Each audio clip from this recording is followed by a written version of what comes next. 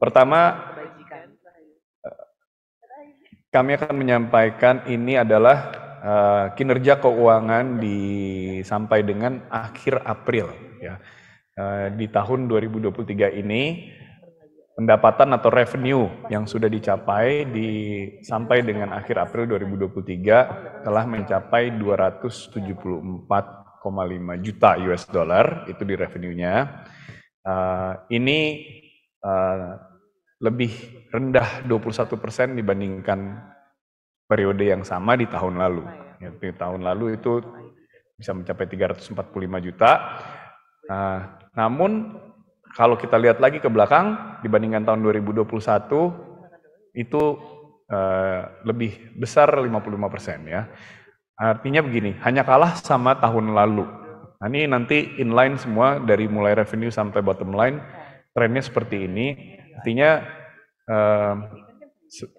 Intinya tahun 2023 ini kami optimis mencapai hasil yang baik. Memang tidak setinggi record year 2022, tapi ini benar-benar pertanda bahwa memasuki kuartal 2 ini performance perusahaan membesarkan hati karena kita optimis akan lebih baik daripada tahun-tahun sebelumnya, kecuali tahun 2022. Kemudian masuk ke EBITDA-nya. EBITDA-nya tahun ini mencapai 99,4 juta US dollar. Bisa dilihat perbandingannya di tahun lalu bisa sampai 149, tapi tahun 2021 itu 41,9. Jadi ini sudah naik juga, tetap lebih besar daripada sebelumnya. Kemudian gross profit atau laba usahanya kita 50,4 juta US dollar, sama kalau dibandingkan dengan periode sebelumnya, dengan penjelasan sebelumnya. Kemudian bottom line atau laba bersih 37,9 juta US dollar, sama juga penjelasannya dan perbandingannya dengan tahun-tahun sebelumnya. Nah, ini jadi sekali lagi kinerja ini memberikan optimisme bahwa tahun 2023 ini kita optimis akan bisa mendapatkan hasil yang baik dan 2023 akan menjadi tahun yang sangat baik bagi perusahaan. Oke. Ya, ini dilihat dari laba per saham. Oke. Next. Sedikit update balance sheet di akhir periode April 2023 dibandingkan setahun yang lalu. Posisi kas lebih tinggi 57%, 475,6 juta US dollar.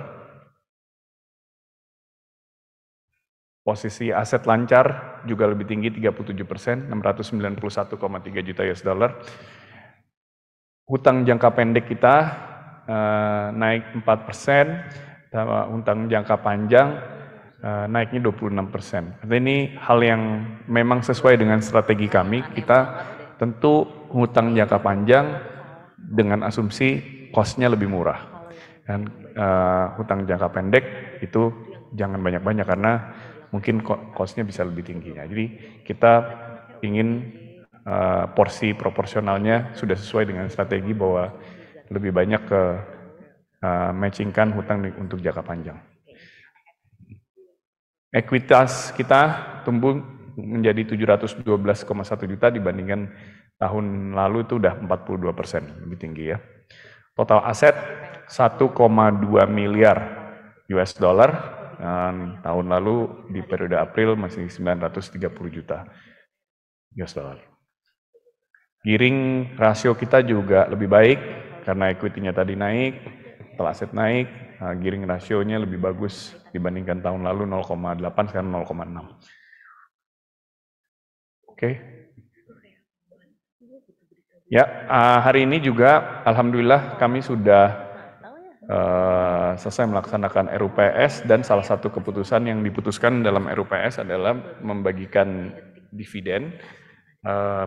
RUPS sudah menyetujui pembagian dividen untuk tahun buku yang lalu, tahun buku 2022, totalnya menjadi 655 miliar atau Rp40 per lembar, yang mana sebelumnya sudah dibagikan di interim sebesar Rp10 per lembar atau 163,8 miliar, dan sisanya akan dibagikan lagi 491,3 miliar. Ya, bisa dilihat dari chart yang di layar bahwa tahun 2022 ini dibandingkan dengan tahun lalu 2021 itu 4 kali lipat besaran dividen yang dibayarkan oleh perusahaan. Dan bisa dilihat dalam historical 10 tahun terakhir sampai 2011, angka ini dan besaran ini adalah level baru yang pernah dibayarkan oleh perseroan. Jadi ini adalah satu pencapaian baru yang tentunya mudah-mudahan ke depannya kita bisa teruskan, pertahankan, dan bisa lebih baik lagi ke depannya. Nah, tahun ini juga saya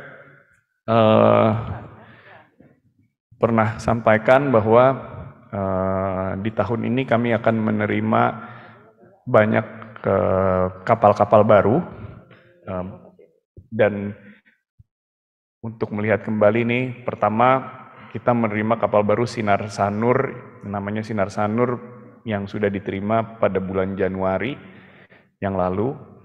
Ini adalah kapal peti kemas baru buatan Jepang. Kemudian yang kedua, kami juga menerima kapal Sinar Sigli pada bulan Maret, juga dari Jepang. Yang ketiga, kami sudah menerima dan mengoperasikan kapal Sinar Siantar di bulan Mei yang lalu. Ya. Keempat, bulan ini kami menerima kapal Sinar Sabah. Juga 4 kapal tersebut adalah seri kapal yang dibuat di Naika Shipyard di Jepang, dan 4-4-nya langsung diterima dan sudah langsung beroperasi bagi perusahaan. Kemudian nomor 5, baru aja kemarin kami menerima Sinar Toraja, sebuah kapal LPG tanker baru juga dibuat di Jepang. Kemudian nomor 6, dalam seminggu ke depan atau 1-2 minggu ke depan, kami juga akan menerima 1 buah kapal baru bernama Sinar Bajo, adalah container carrier dengan ukuran 1.500 TEUs. Ini kita beli 2 paketnya, yang satu lagi akan menyusul di bulan Agustus nanti. Jadi 5, 6, 7, berarti ini kapal nomor 6 dan nomor 7. Kemudian juga di bulan depan, di bulan Juli ini, kita akan menerima sebuah kapal Post Panamax bulk carrier nama Sinar Kuta, ukurannya 87.000 deadweight ton, jadi kapal ke-8. Jadi ada 8 kapal yang sudah atau akan sebentar lagi diterima untuk bergabung lagi ke Armada Samudra Indonesia di tahun 2023 ini. Dan ini belum semua, insya Allah rencananya masih akan ada lagi penambahan kapal di sisa tahun 2023. Jadi ini sekedar memberikan update bahwa kita optimistis tadi dengan kinerja, kita optimistis juga dengan alat kerja yang bertambah, baru dan lebih efisien, dan juga akan berkontribusi terhadap peningkatan pendapatan, dan masih akan kita expect penambahan aset lainnya dan expansion bisnis lainnya di tahun 2023. Selain itu, kami juga sudah menyampaikan sebelumnya bahwa Samudra Indonesia menerbitkan sukuk yang secara total adalah sejumlah 2 triliun, dan untuk fase pertama itu akan sebesar 550 miliar rupiah, dan saat ini sedang periode book building ya, Pak Ridwan, dan bisa dilihat di layar ada 2 seri dengan tenor 1 tahun, kira-kira 370 hari dan 5 tahun, dengan kupon rate yang tertera di sana 6,5 sampai 7,5 untuk 1 tahun dan 8,4 sampai 9,4 untuk yang 5 tahun.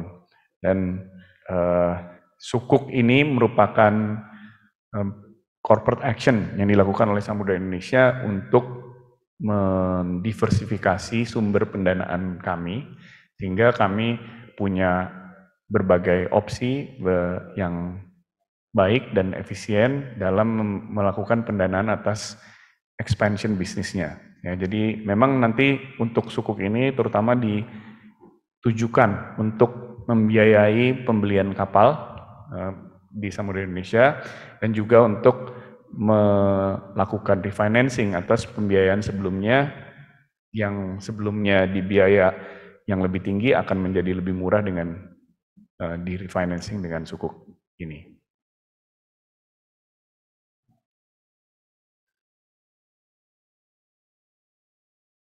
Ya, jadi untuk bahan yang ingin kami sampaikan itu sudah saya sampaikan semua. Sekian adalah sekilas update dari perusahaan, kinerja, penambahan aset, dan juga penerbitan sukuk untuk opsi pendanaan bagi pengembangan perusahaan. Jadi